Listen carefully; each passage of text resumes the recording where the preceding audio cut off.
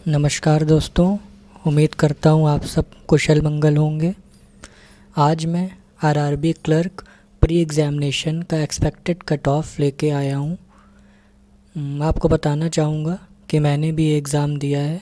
मेरा एग्ज़ाम 13 अगस्त की last shift को पड़ा था एंड सारी चीज़ों को एनालिसिस एंड रिव्यू लेने के बाद मैंने ये कट ऑफ तैयार किया है।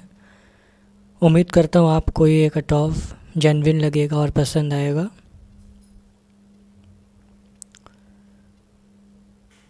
अगर इस बार एग्ज़ाम की बात की जाए आरआरबी प्री क्लर्क के एग्ज़ाम की, तो वाकई प्रीवियस ईयर की कंपैरिजन में इस बार एग्ज़ाम काफ़ी टफ़ आया था। काफ़ी tough means 30 to 40% tough exam मान सकते हैं आप। हर बार एग्ज़ाम बहुत ही ईजी होते थे।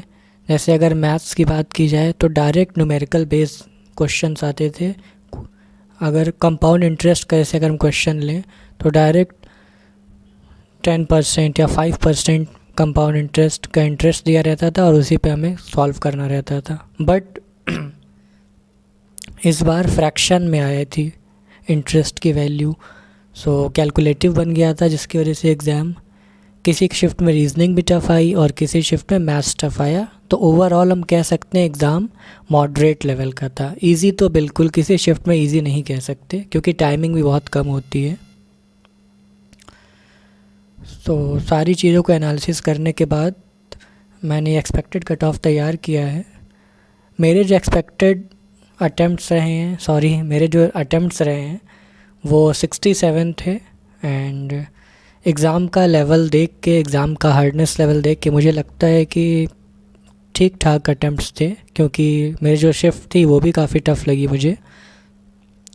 सो मैं स्टेट वाइज अपना एक्सपेक्टेड कट ऑफ बताता हूँ आपको।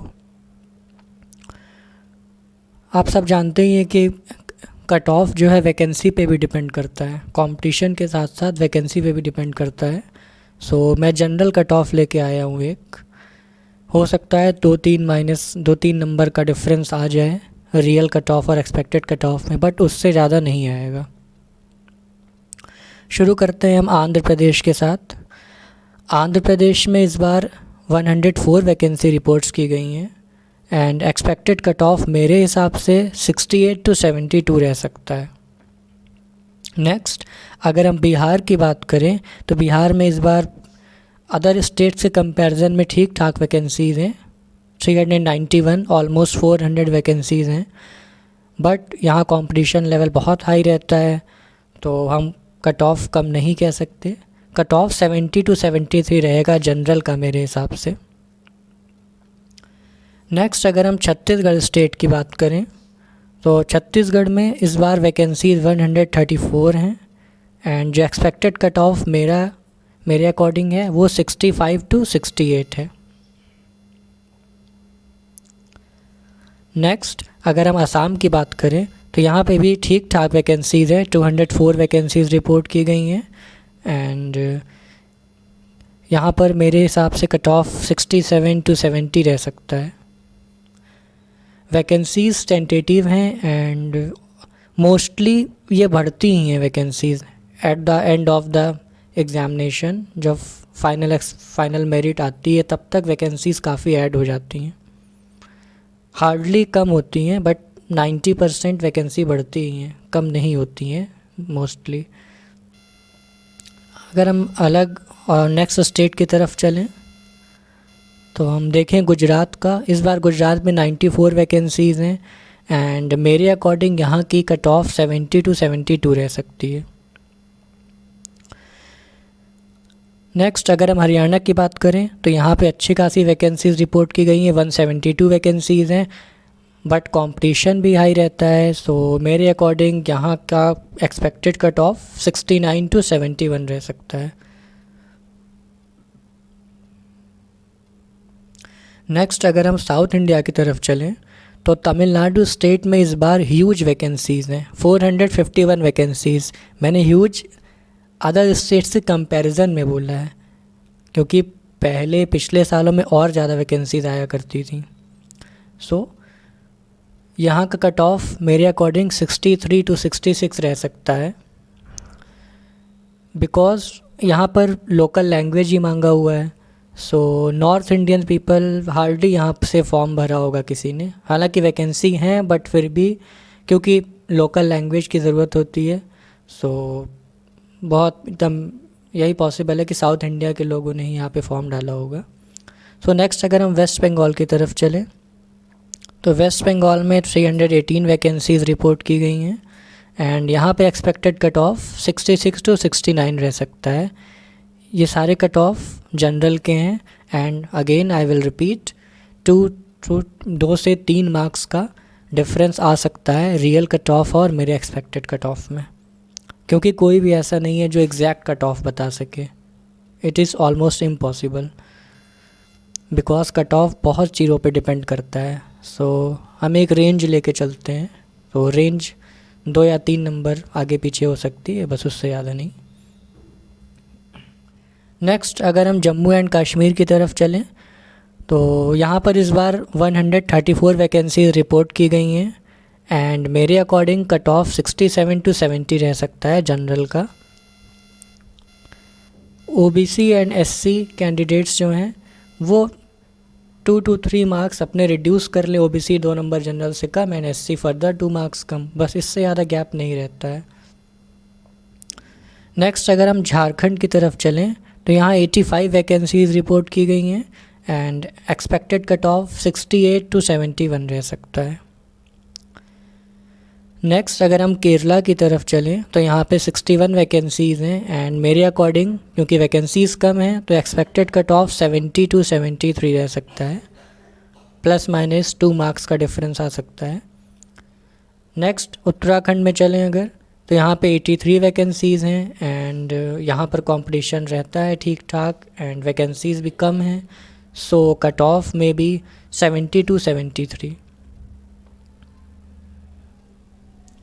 नेक्स्ट अगर हम उत्तर प्रदेश की तरफ चलें जो कि one of the most competitive states माना जाता है as far as examinations are considered, so 158 vacancies यहाँ पर रिपोर्ट की गई हैं जो कि अदर स्टेट्स के कंपैरिजन में काफ़ी कम है। सो यहाँ पे एक्सपेक्टेड कट ऑफ मेरा 68 टू 71 रह सकता है। अब आप सोच रहे होंगे जब वैकेंसीज़ कम हैं तो कट ऑफ कम कैसे मैं बता रहा हूँ, कट ऑफ ज़्यादा होगी।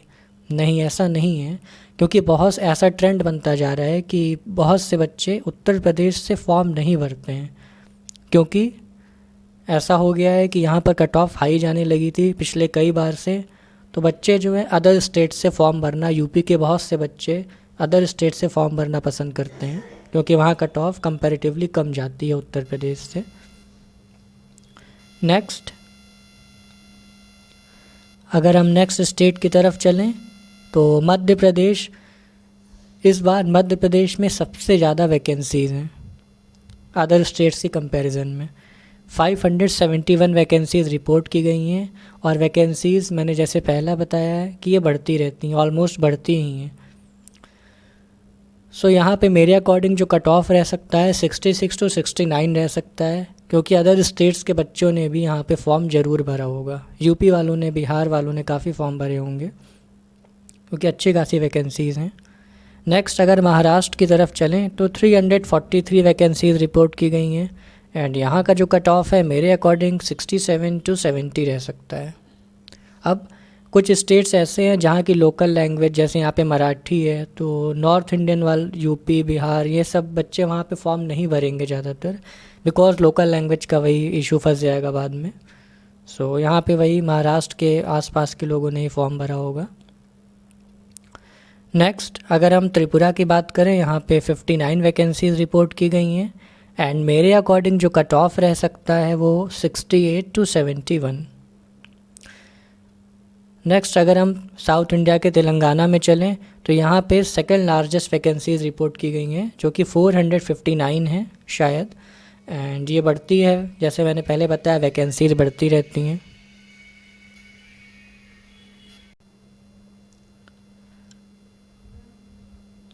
सो तेलंगाना में 459 वैकेंसीज़ एंड यहाँ का एक्सपेक्टेड कट ऑफ मेरे अकॉर्डिंग 63 टू 66 रह सकता है। नेक्स्ट अगर हम ओडिशा की बात करें तो यहाँ वैकेंसीज़ कम हैं, 63 वैकेंसीज़ हैं। सो यहाँ का एक्सपेक्टेड कट ऑफ जो रह सकता है वो 71 to 73 रह सकता है।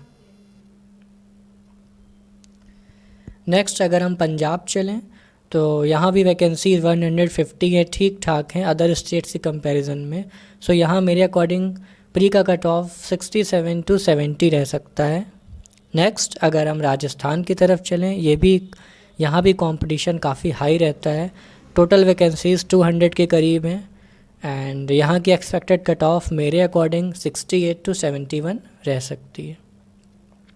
नेक्स्ट अगर हम कर्नाटका की तरफ चलें तो यहाँ भी 173 वैकेंसीज़ हैं एंड यहाँ की एक्सपेक्टेड कट ऑफ मेरे अकॉर्डिंग 66 to 69 रह सकती है।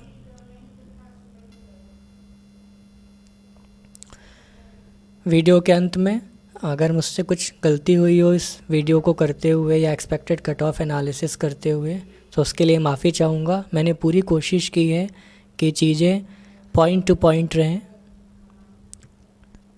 एक्यूरेसी एंड प्रिसाइसनेस की पूरी ध्यान रखा है मैंने। और आपसे रिक्वेस्ट है, अगर ये वीडियो पसंद आया हो, मेरा एनालिसिस पसंद आया हो तो प्लीज़ वीडियो को लाइक कर दीजिएगा और चैनल को सब्सक्राइब कर दीजिएगा।